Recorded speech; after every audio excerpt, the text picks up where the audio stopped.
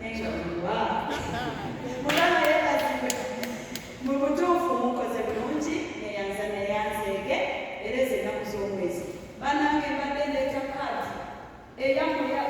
ekaadi zonna ze baleetambule nazo nzeerabiddeemu masawo akalala nkutte kalala era sibali nga size na kaadi naye mbayita ennaku z'omwezi nga 2 Desemba mujje nammwe abeekansanga nange nyambira abeekansanga nga musituka nga bagamba ekyabadde akolera practice ennaku z'omwezi nga kujjako ebiweeru nammwe mulabeko ebiweeru muli okunanasiza ebiweeru mukama abapeerokisa nja kwalaba mukama abaokisa nola bigambo ebyo twebaza Katonda ate seteseme ey'omwoyo eri mu kitabo kino ekya Samwiri ekisooka essula ya 24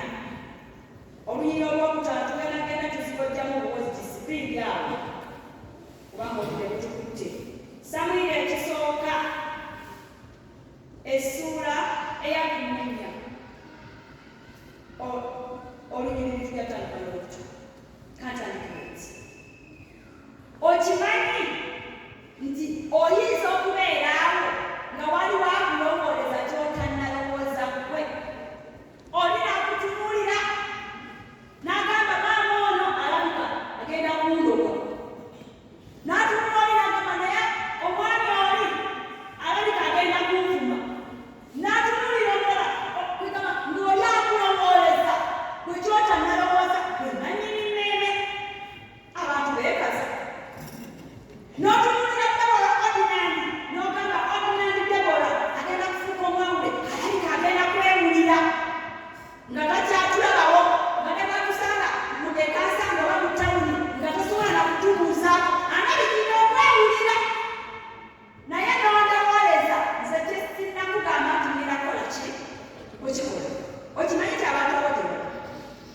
n'otunulira omwami ng'oba olina mwoli musajja wattu olaba ati Katonda nga yamutonda nga amaaso ge bwe gatunula omuwala w'omukyala n'ovayo n'omutunuulira mwami gundi kakangeze mwami musisi mwami musimali mwami musisi bwata Katonda bwe yamukola ki bwe yamutonda omukyala n'ovayo n'omutunuulira naye mwami musisi ono alabika agenda kunnambako nga mu butuufu kannakikola ki kannakirowooza nzize n'obubaka obategeeza mikwano gyange abeekansanga nti omuntu nga tannakubaako kyakugamba tomulowooleza lowooza kwenda gwe kyowulira naye tolowooleza nze Debola oba tolowooleza muwulizi ne babamu omuweereza omupya mu kifo olw'onongeza baba badda omuwulizi omupya ne mugamba onono omuwulizi era olwatwala alabika wakajanja alabika nagenda kubanga ssente z'ekkanisa notobiri nabo mwemulowooza muki tokkiriza kulowooleza muntu oba tolowooleza ngaomuntu kyatannakugamba kola ebibyo lowooza nga gwe weerowooza kubanga omanye neneyo kyerowooza ne Katonda wo mukama yebaza ani akategedde naye Katonda yabikula emitima n'alaba Debola alowooza kino kati bw'aba banadda bano kakati kino kyassa kino kyafumiitiriza naye gwe tosobola kutegeera neneyo omuntu oyinza okutunulya nga niko simayiro kungulu naye nga munda omutima muvundu nga munda omutima muddugavu si buli owesimayiro kyalina ekisa si buli asirise musajja watuba mukazi watuba tewayakula nti yewettima mukama yebaza batugendeyo tubadde tutunuulira Samwiri ekisooka olunyiri olwabiri essula ya 24 njagala nnyo okusinziira wano ku lunyiriri olwokusatu olwokuna abasajja ba Dawudi ne bamugamba nti laba olunaku Mukama lwe yakugamba nti laba ndikugabula omulabe wo mu mukono gwo era oli kukola nga bw'olisiima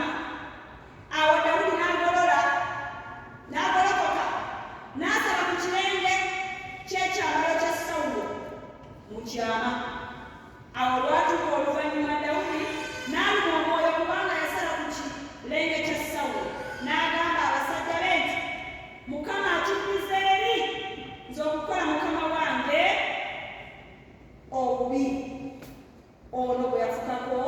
amafuta. Mukama yeebazibwe. Ebigambo byo bye nabadde bifumiitiriza ne ngamba kambitwale bikaboneka n'emikwano gyange abeekansanga nga ngenda kwawulibwa ng'omwawule ennaku z'omwezi 15 ne ngamba bwe naavaayo nga sikibagambye obaolyawo omusango guli bakunze. Tolowooleza nga muntu kintu kyannakubanga kubanga tasobola kubikula mutima gw'amanya kyalala ki kyalowooza. Omusajja nga Sawulo kabaka wa Isirayiri mu biseera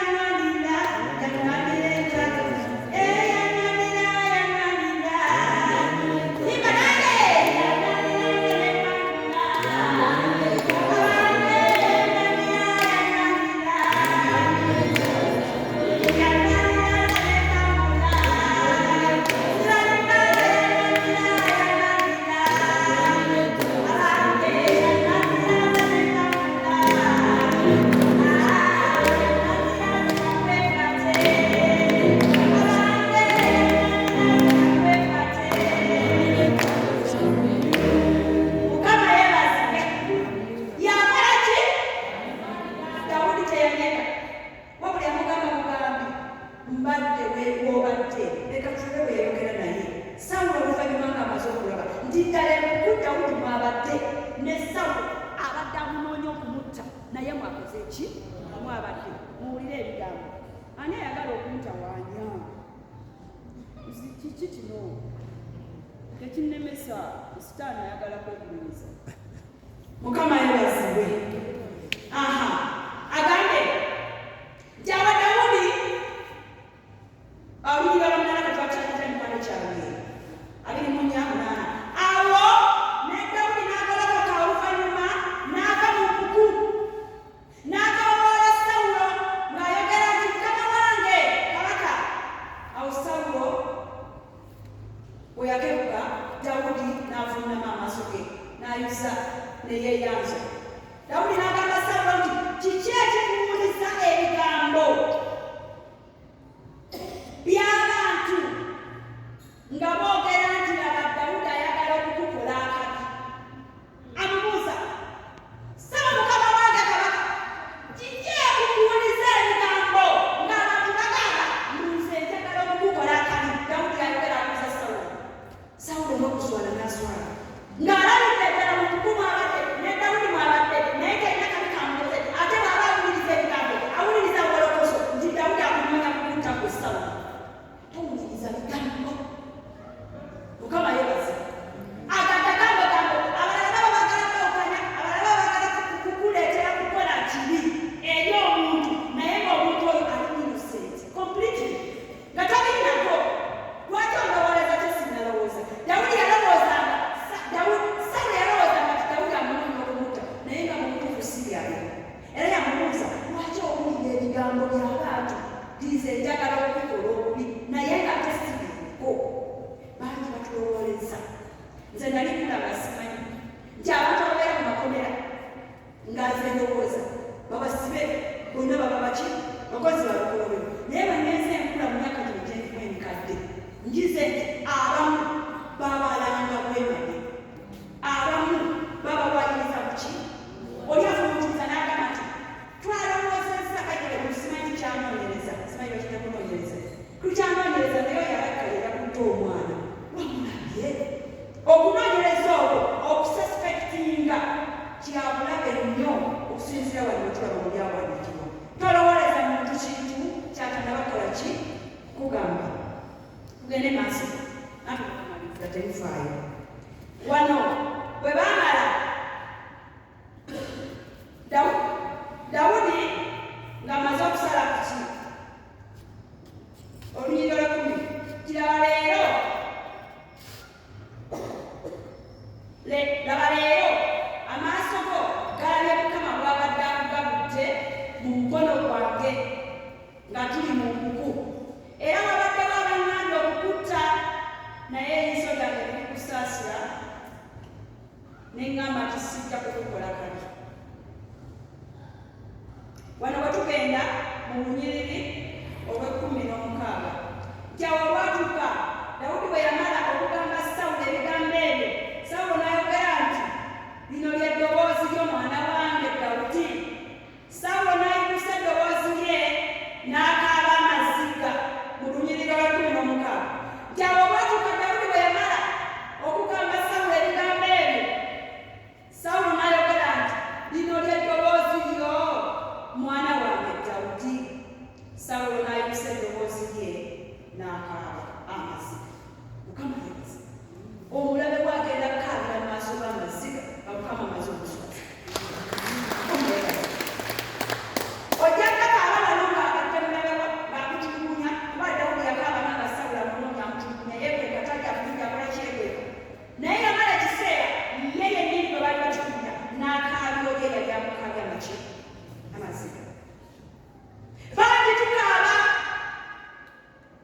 ne wajjusa n'ogamba banongera ki ekyatuukako naye Mukama agenda kuggyayo omulabe we yakkaabya amaziga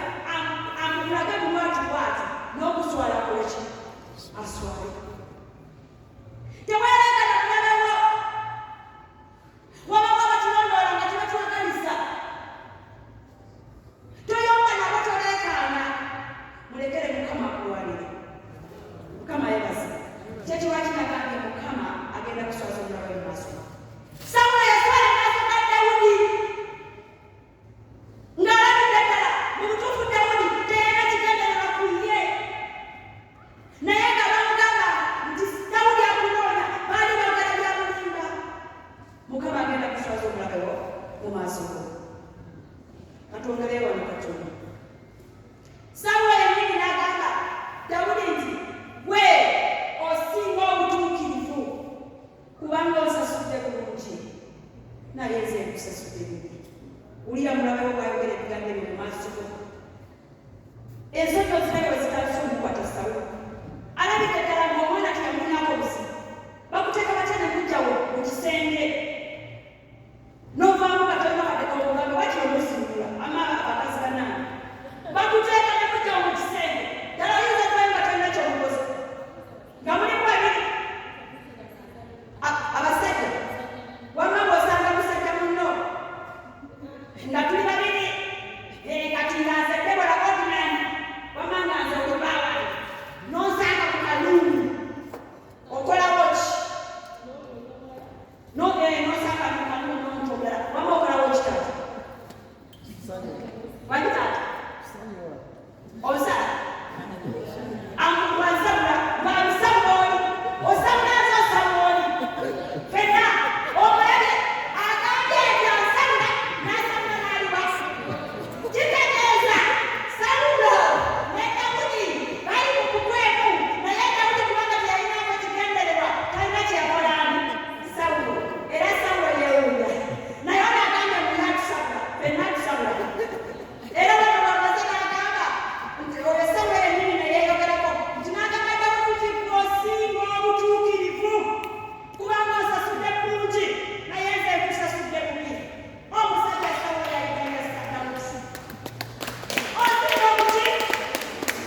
mulabeko mugange osinga obutuukirivu mukyala mwami ne mwami gwali wano mu butuufu omuntu amukola ekibi n'osigala ng'omwagala yennyini amuswala yokka n'oyita ku muliraana tomubuuza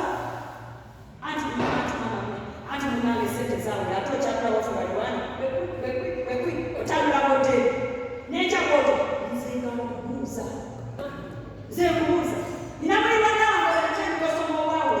yalina mukolino mu kikica yajjawo n'ajjawo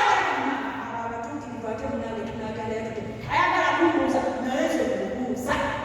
mukama yebaze sembeza munene wo katonda ajja kumuswaliza mu maaso go mukama yebaze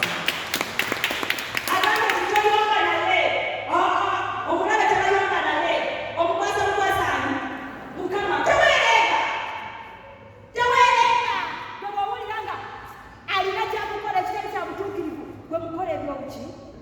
ebyobutuukirivu emirembe gikubeereko katuli mu kiseera kyo kino kyakujja okujja kwa mukama waffe Yesu tulina okutambulira mu kitangaala ffe ng'abakristaayo tutambule nga tuli mu kiki mu kitangaala Dawudi yatambulira mu kitangaala kubanga Dawudi yatambuliranga mu kitangaala kubanga ye yali wa musana yali yalondebwa yali yateekebwako amafuta ga Katonda nga tayagala kusasula kibiwa kye tomoleranga kubanga omuntu bwakuwalana gwemukola ki mwagala bwakuvuma netofuma okitegeera awo tugenda kuba bawanguzi bakristaayo mwabeekansanga ate nokola ki n'okukirawo gwe toyomba anayomba wali gwe toyomba anayomba wali mukama agenda tuwana entalo zaffe agenda tuyombera agenda tukolera ku kimu nga tukoze ki nga tumwesize era asembayo namagamba nti nze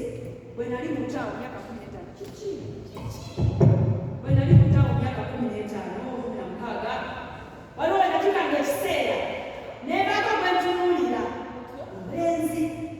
kati nendowooza tyagenda kuŋŋamba nti nkola ki nkwagala kati nga mutunyamu enti nga mpulira agenda kuŋŋamba nti nkwagala okulowooleza omuntu kyatannakugamba kyabulabe lowooza ku bibyo nga tonalowooza ku byani ku byamulala era bwekyo bagamba